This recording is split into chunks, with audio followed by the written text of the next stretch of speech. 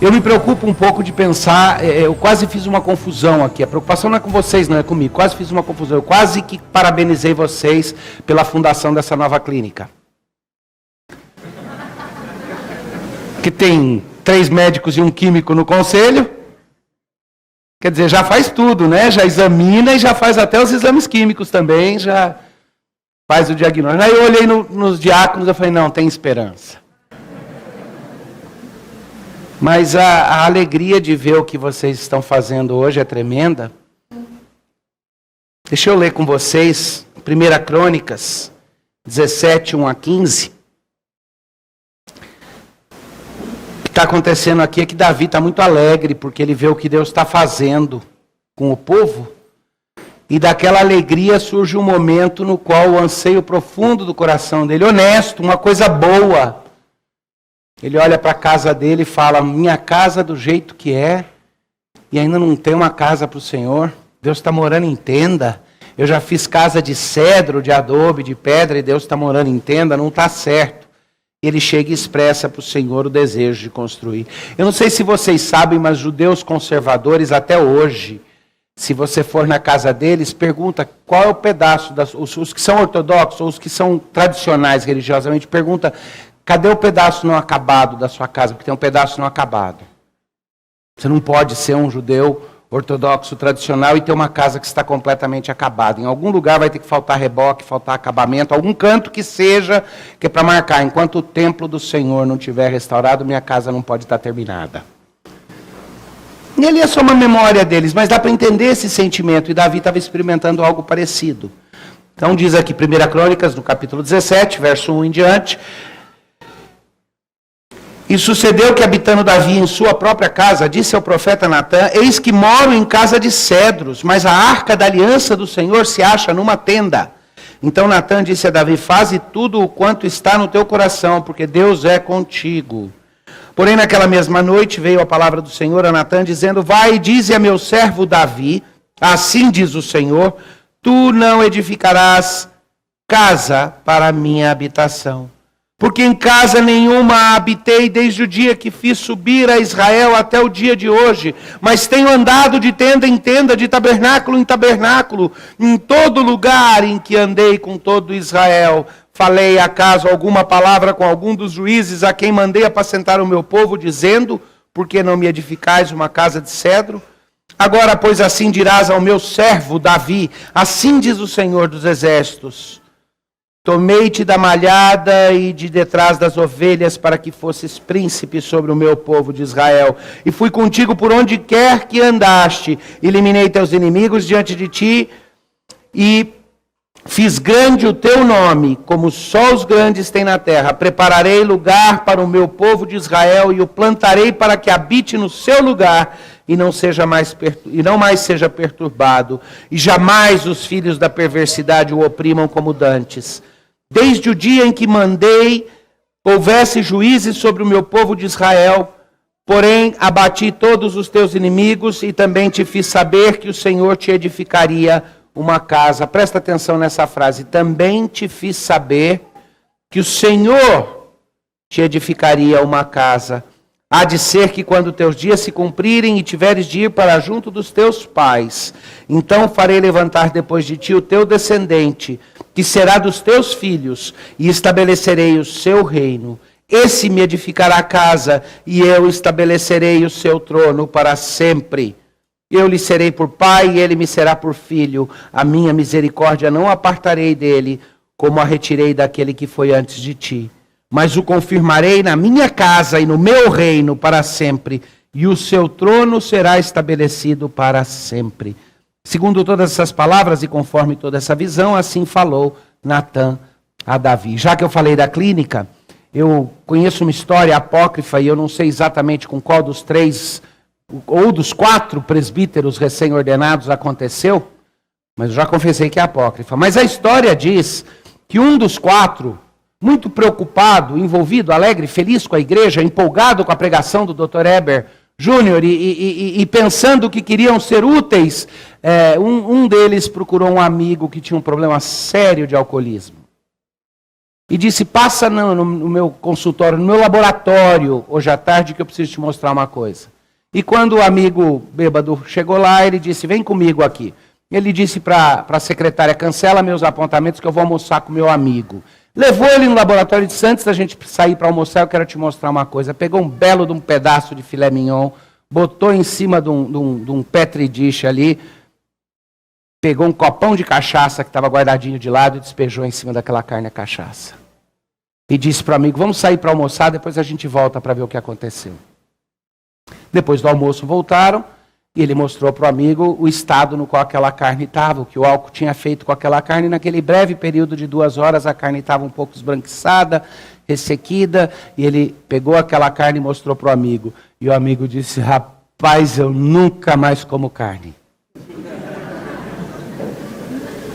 Eu era menininho e eu vivia perguntando como menininhos fazem. Mamãe, como é que isso daqui funciona? O que faz o carro andar? Como que o carro anda? Como que gente nasce? Como que... E a mamãe sempre dava a explicação. Um dia eu cheguei para ela e disse, mãe, afinal de contas, é a explicação que faz as coisas funcionarem? Igualzinho aquele bêbado. Nós invertemos a ordem das coisas.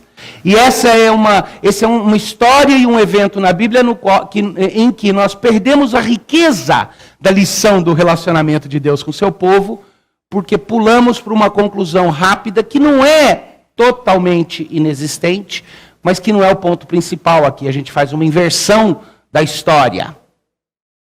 Ora, Davi queria fazer uma coisa muito boa, mas não pôde construir o templo porque as mãos dele estavam sujas de sangue. Então o filho dele pôde fazer o templo em honra ao Senhor.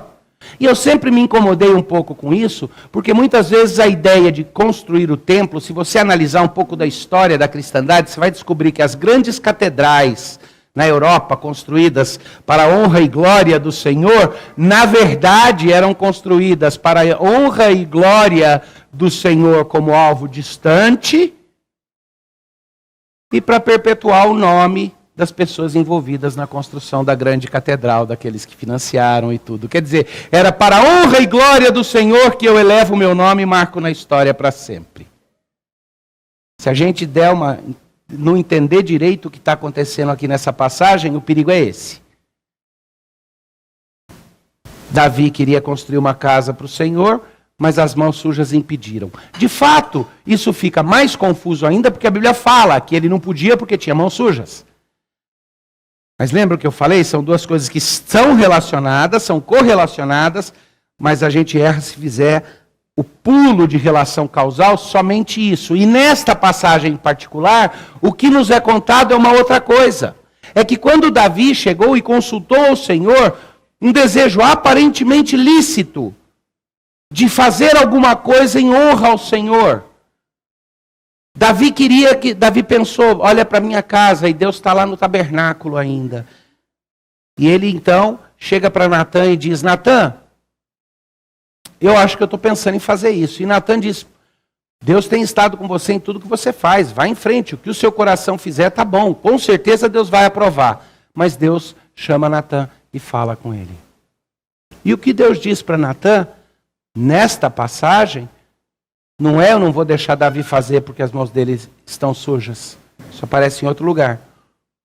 O que ele diz ali é, eu não vou querer que Davi faça isso agora, porque eu quero ensinar para ele uma lição mais profunda. E Davi aprende essa lição mais profunda. Vocês têm um momento glorioso aqui de organização da igreja.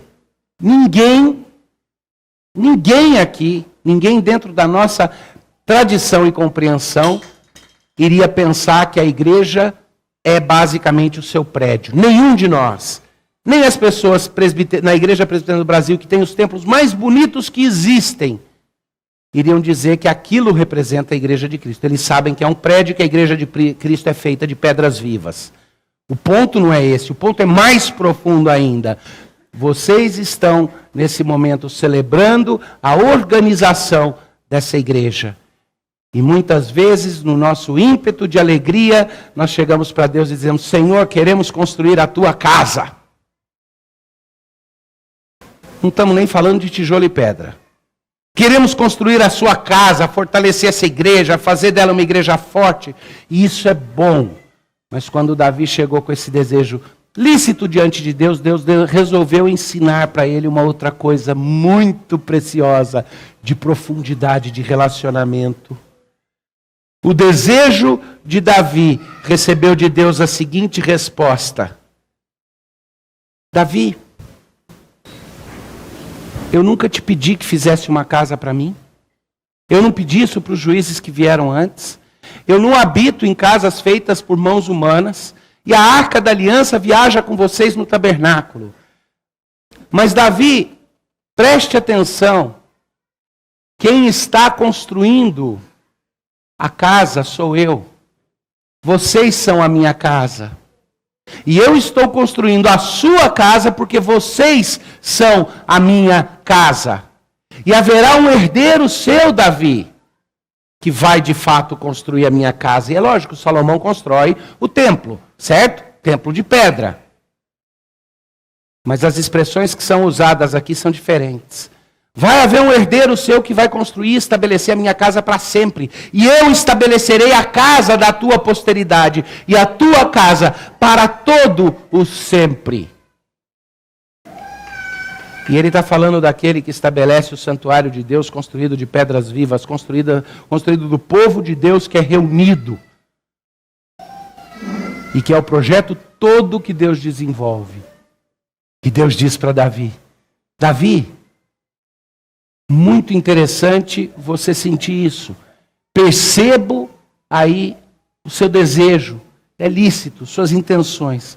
Mas lembra, meu filhinho, lembra, sou eu que estou construindo a tua casa. E ao construir a tua casa e a tua posteridade, eu estou construindo a minha casa. Eu te escolhi para ser o objeto do meu amor, para que eu construísse em você a sua casa e, portanto, a minha. Deus faz essa relação. Deus puxa Davi para perto e fala: filho, você não vai construir a casa para mim, nem simbolicamente.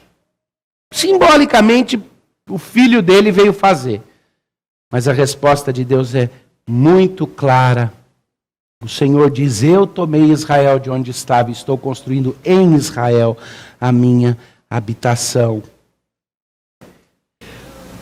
Agora, o que me encanta aqui é o que acontece com Davi depois disso. Eu gostaria de gastar mais um tempo mostrando para vocês algumas implicações. Mas eu acho que não precisa, que dá para pular direto e mostrar como é que Davi reage a isso. Ele chega com um desejo aparentemente lícito, mas Deus o surpreende com muito mais. Davi chega dizendo: me dá, Senhor, que eu construa a tua casa. E Deus diz: não, filho, eu estou construindo a sua casa, a sua posteridade, e garantindo a sua posteridade. E é dessa forma que eu estou construindo minha própria casa em você. Como que Davi reage? Então, versículo 16, então entrou o rei Davi na casa do Senhor. Gozado, ele entrou na casa do Senhor, o tema da construção e tal, e de repente no versículo 16 já diz o quê? Ele foi para o tabernáculo, e aí não chama de tabernáculo, chama de casa do Senhor. E então entrou o rei Davi na casa do Senhor, ficou perante ele e disse: quem sou eu, Senhor, e qual é a minha casa para que me tenhas trazido até aqui? Foi isso ainda pouco aos teus olhos, ó Deus, de maneira que também falaste a respeito da casa do teu servo para tempos distantes, e me trataste como se eu fosse homem ilustre, ó Senhor Deus. Que mais ainda te poderá dizer Davi acerca das honras feitas a teu servo, pois tu conheces bem o teu servo.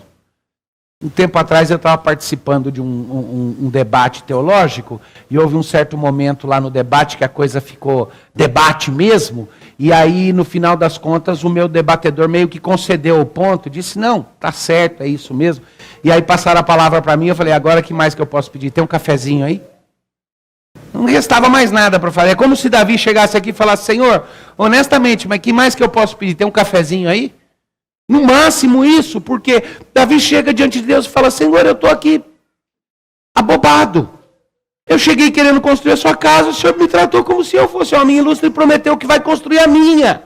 E que o teu nome vai ser refletido na sua construção da minha casa. E ele fala: Senhor, que mais? Pior de tudo, se o Senhor não me conhecesse, podia estar me confundindo com homem ilustre. Mas o Senhor me conhece. E faz isso comigo. E aí ele segue falando com o Senhor em expressão profunda de ter compreendido o que Deus estava falando para ele ali. E ele chega no finalzinho e ele diz assim, os versículos 26 e 27. Agora, pois, ó Senhor, tu mesmo és Deus e prometeste a teu servo este bem. Sê, pois, agora servido de abençoar a casa do teu servo, a fim de permanecer para sempre diante de ti, ó Senhor. Pois tu, ó Senhor, a abençoaste e abençoada será para sempre. Igreja Presbiteriana Aliança, seja a casa do Senhor e não a sua tentativa de construir a casa para o Senhor. Que ela seja a construção dele. E que o Senhor construa as suas casas, seus lares, seus corações como habitação. Porque se ele estiver construindo e mantendo e desenvolvendo a casa dele no meio de vocês, aí sim nós todos vamos regozijar de ver o nome do Senhor estabelecido. Pois é na nossa posteridade que ele manifesta a fidelidade dele. É na ação dele, nas nossas vidas, que a graça maravilhosa dele é vista. Deus está construindo para si um povo. Deus está construindo um povo com quem ele habite. Ele está construindo a casa dele. E no nosso coração é crucial que nós sempre lembremos, quando a gente diz para Deus: Senhor, me deixa construir a tua casa. Ele diz: eu que vou construir a tua. E eu vou construir a minha construindo a tua. Que Deus abençoe vocês nesse mistério. E que Ele construa de fato aqui um lugar de pedras santas. E que Ele fortaleça os corações de cada um de vocês. Aquele lugar santo onde Ele habita na intimidade. E que vocês tenham consciência de que são o tabernáculo do Senhor. A habitação dEle. A habitação provisória dEle. Enquanto estamos aqui. Que Ele fortaleça as suas famílias. Aí a ideia do nome, fazer teu nome permanente e tal. Que Ele fortaleça as famílias de vocês. Porque essa igreja vai ser feita de famílias. E que essas sejam famílias onde o senhorio de Cristo é claro e óbvio. A submissão à palavra, a submissão uns aos outros, o serviço. Que Ele fortaleça a comunidade em sua vida e que vocês tenham sempre consciência de que, como edifício feito de pedras vivas, Deus habita no meio de vocês e vocês estão sendo feitos morada para o Senhor. Mas mais que isso, que Ele fortaleça e anime vocês, lembrando que nós não somos convidados a viver uma história cujo final a gente não conhece. Que nós somos convidados a viver uma história onde Deus já garantiu que vai haver um momento no qual a habitação dele no nosso meio vai ser vista de forma concreta e que nós estaremos com ele, ele será o nosso Deus e nós seremos o seu povo e a palavra dele vai estar gravada nos nossos corações e no trono de Davi vai se assentar o descendente de Davi e reinar para sempre. Deus com o povo. Quem sabe o tipo de casas que a gente vai poder construir quando chegar aquele momento, eu não sei. Mas que essa seja a nossa esperança. E que essa é a nossa atitude. Eu vou ler de novo só os versos 26 e 27 em conclusão aqui. Agora, pois, ó Senhor, tu mesmo és Deus e prometeste a teu servo este bem. Sê, pois, agora servido de abençoar a casa de teu servo, a fim de permanecer para sempre diante de ti. Pois tu, ó Senhor, a abençoaste e abençoada será para sempre. Vamos orar? Constrói o teu edifício de pedras vivas aqui, Senhor. Continua esse trabalho. E que haja da parte da liderança dessa igreja, do anjo que o Senhor coloca para ensinar e guiar os seus colegas presbíteros, na vida desses presbíteros, dos diáconos e de todas as pessoas convidadas a participar nesse trabalho, na própria supervisão, no próprio cuidado que o presbitério há de exercer sobre essa igreja, que em todas essas coisas haja plena consciência e disposição de ver a casa construída por tuas mãos. E eu te louvo e te agradeço, porque quando nós pensamos que podemos te oferecer alguma coisa, só ganhamos mais ainda de volta de ti. Porque quando te pedimos a honra de construir a tua casa, o Senhor diz que vai construir a nossa. Obrigado por isso, Senhor. Que isso toque de forma profunda os nossos corações. Cumpre a promessa de que a tua palavra não voltaria vazia também, quando pregada. Sê conosco e dá toda a alegria e o gozo que essa celebração merece, pelos méritos de Cristo Jesus. Amém. Senhor, nós te damos muitas graças e glórias nesta manhã e início de tarde, porque o Senhor reuniu este grupo para a formação de mais uma parte da igreja una, santa, católica e apostólica. Te louvamos porque esta igreja espalhada por todo o planeta se faz representada através de igrejas locais como esta, hoje organizada. Pedimos a tua bênção sobre aquilo que nós fazemos, mas mais ainda por aquilo que o Senhor faz em nossas vidas, como ouvimos da tua palavra. Por aquilo que o Senhor faz direta e indiretamente. Isto é, muitas vezes usando-nos e outras vezes sem a nossa utilização para a expansão do teu reino. Nós te bendizemos por seres o Deus desta igreja. E pedimos a tua honra espelhada em nós, a tua glória, a tua graça, a cobrir-nos de proteção, de dádivas, para que sejamos uma igreja agradável a ti em Cristo Jesus. Oramos em nome dele. Amém. E que a graça do nosso Senhor e Salvador Jesus, e o amor de Deus o Pai, e a comunhão do Espírito Santo estejam com todos vocês, Igreja de Cristo, agora e sempre. Amém.